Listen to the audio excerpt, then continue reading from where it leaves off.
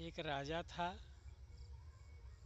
राजा ने अपने राज्य में एक बहुत ही सुंदर सुंदर फूलों से सजा हुआ बगीचा बनवाया था। तरह तरह के फूल उस बगीचे में मौजूद थे। एक बार क्या हुआ कि एक आदमी उस बगीचे से कुछ फूल तोड़ लिया और जब उससे माली ने देखा, पूछा कि भाई तुमने बगीचे से बिना पूछे फूल क्यों तोड़े? उसने कहा भाई कोई यहाँ दिखाई नहीं पड़ा तो किससे पूछता।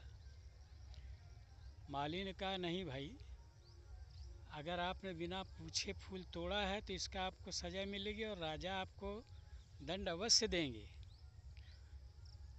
उसने कहा भाई मैंने तो तोड़ लिया है, अब सज़ा मिले चाहे जो भी हो।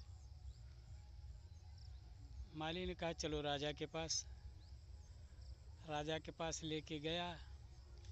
राजा ने पूछा भाई तुमने फूल तोड़ा? उसने स्वीकार किया कि हाँ हुजूर, मैंने फूल तोड़ा। राजा ने कहा फिर तो दंड स्वरूप तुम्हें अपने दोनों हाथ कटवाने पड़ेंगे, यहाँ का विधान यही है। उस व्यक्ति ने कहा महाराज बेशक आप मेरे हाथ कटवा देंगे, लेकिन मुझे इस बात का दुख नहीं है। दुख इस बात का है कि अब मेरा हाथ कट जाने पर कैसे मैं फूल चढ़ाऊंगा और फिर इंद्रासन के दर्शन कैसे कर पाऊंगा।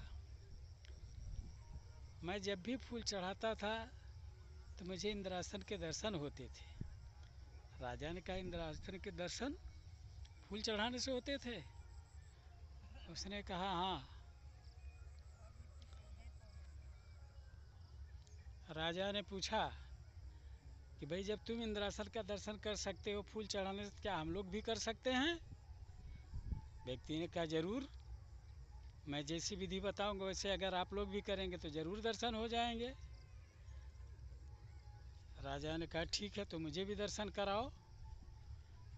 उस व्यक्ति ने कहा एक फूल ले लीजिए ये और एक लोटा जल ले लीजिए, चलिए दर्शन कराता हूँ आपको। जब राजा तैयार हो गए फूल और जल लेकर के, तब उसने कहा लेकिन एक शर्त है साहब, जो भी व्यक्ति किसी तरह की चोरी हत्या या पाप नहीं किया होगा दर्शन उसे ही होंगे। राजा ने कहा ये बात है, ठीक है चलो